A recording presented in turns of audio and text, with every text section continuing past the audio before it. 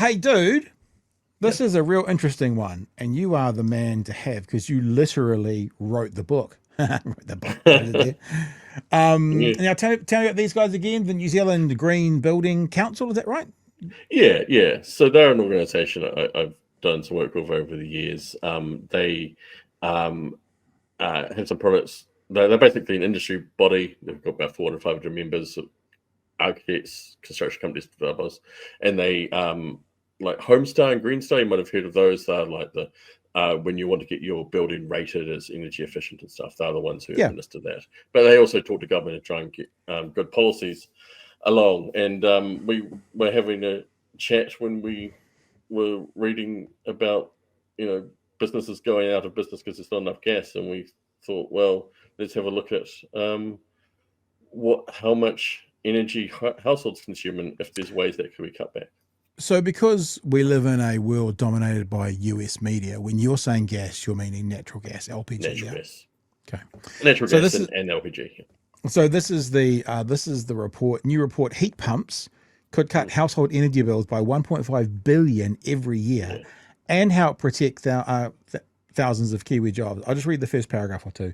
A new report released today by the New Zealand Green Building Council reveals a major opportunity to tackle New Zealand's energy crisis while delivering significant benefits for households, businesses, and the wider economy.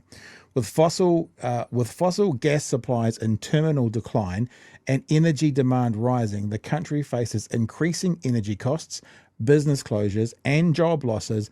But the report protecting industry jobs and household budgets as the gas runs out shows that accelerating heat pump adoption could help erase pressure on the energy system, cut costs, and help keep Kiwi businesses open. Now, you are literally the man who wrote the document.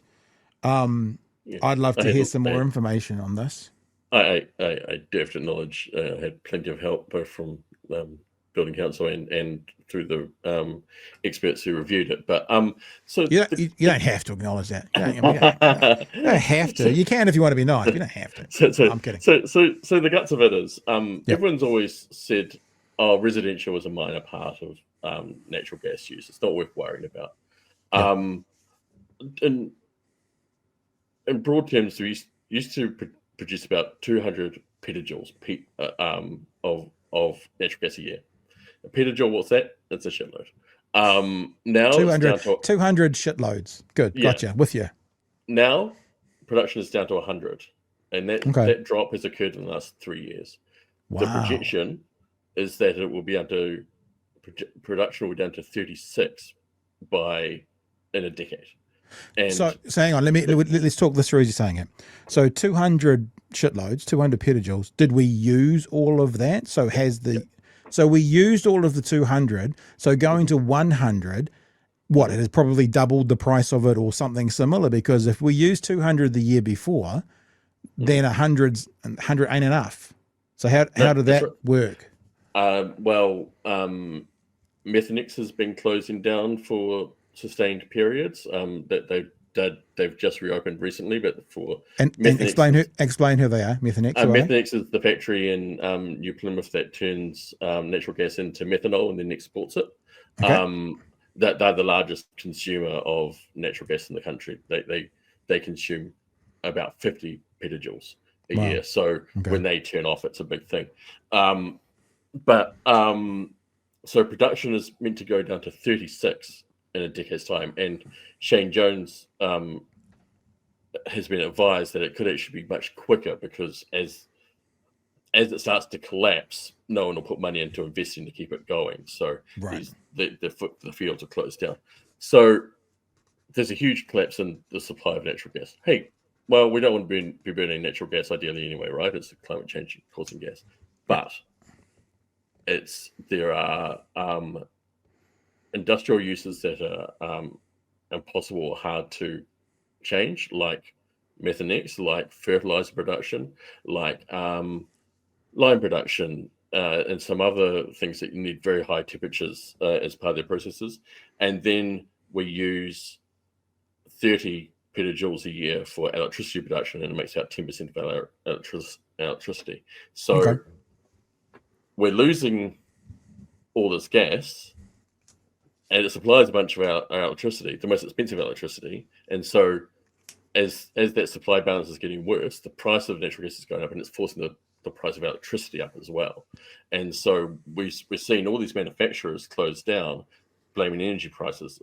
And the proximate cause of that is the natural gas running out. There's also the fact that, you have like a dry winter and things like that. But Let me ask something. I want clarification. Sorry, dude. We use 30 petajoules for our energy usage, like what we're doing. Does that mean the stuff that comes to the house that heats our water, or does that mean the stuff that goes to an electrical company that they then turn into our electricity with, or is it both? So 30 petajoules just for the electricity. Households and commercial buildings, and this is what the paper's mainly about, use about 20 petajoules, and most of that is on space heating, so keeping your house warm, and water heating. And so what we did is, because everyone used to say, who cares, it's only 10 petajoules. Well, 10 petajoules might not be much when you're reducing 200, but it's a lot when you're reducing 36. Yeah.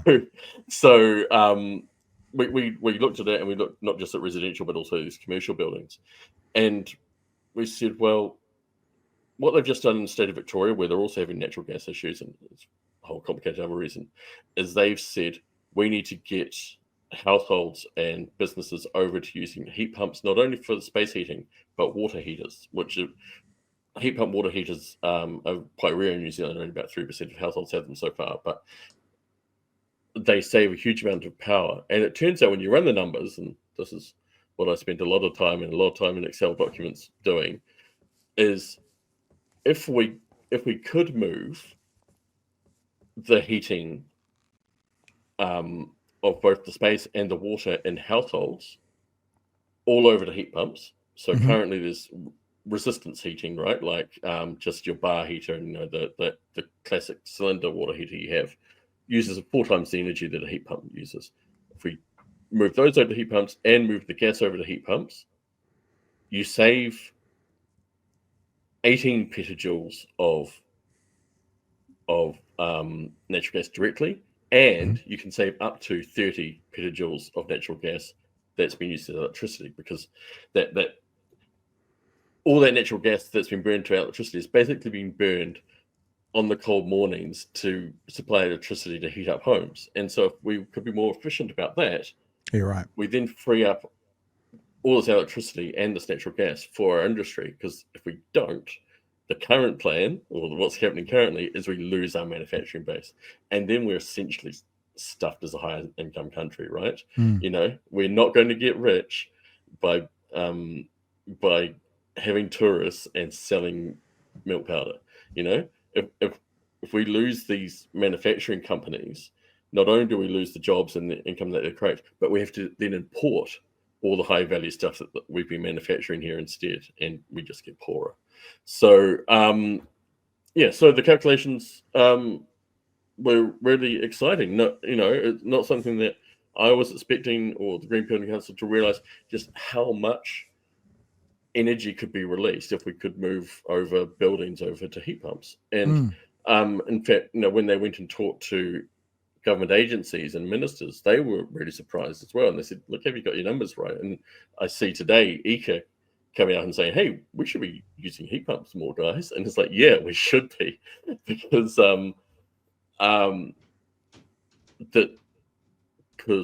we can either reduce our household demand for these things, or we can lose our manufacturing base. That's the binary choice here, and I don't want to lose our manufacturing base. So I guess the big question is then, let's say that everything that's been suggested goes into place, and we move off gas for home consumption and onto heat pumps. Is there then any modelling for that? Is that a way to do that with government grants, or what happens then? So you do need to help people, right? Like what the state of Victoria and Aussie is doing is they're saying you won't be able to buy a gas heater or a gas water cylinder, and so when your one needs replacing, you'll have to buy a heat pump. Gotcha. But they're also saying we're going to help you with that capital cost. And it's a bit like the clean car discount that we used to have for EVs, right? So it's a recognition that yes, there's upfront capital cost here, but it's actually going to save you money in the long run. And the calculations, as you mentioned at the start, $1.5 billion a year for households in savings on gas and savings on electricity if we did this conversion. But, and I'm sure the comments are full of this at the moment, heat pumps are expensive. Hot water heat pumps cost more than a resistance electric heat pump. Hot water cylinder. So, yeah, government does need to come to the party and help drive that change. And it's not going to be free, but neither is letting our manufacturing base close down or subsidizing electricity companies to have giant piles of coal sitting around for these dry winters when we need the electricity. So there are no free options here, but the one that's best for the environment, sustainable in terms of doesn't run us out of this gas resource and actually saves on costs in the long run is moving over to heat pumps. And so I think it's quite an exciting report, and I was really happy. Yeah, it's really interesting. And I think I like when we have like data and numbers that can show us what it's doing and how to fix it. So there's a problem, we can solve it, and then I guess the gas can be used on the other things, but eventually it's going to run out. I guess the last question is, is there any research or data looking at, I mean, like Shane Jones is freaking orgasming himself over opening up new gas fields. Is that something that could also, provide more petajoules, or is that just a lot of, pardon the pun, hot air, which he could also use to perhaps power a small town? So there's a number of things there. First, like, even if they started exploring today and discovered something nearly immediately, it would take 10 years to get that production online. So that doesn't save us.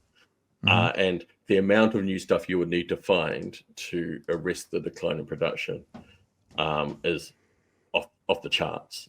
It's just not going to happen.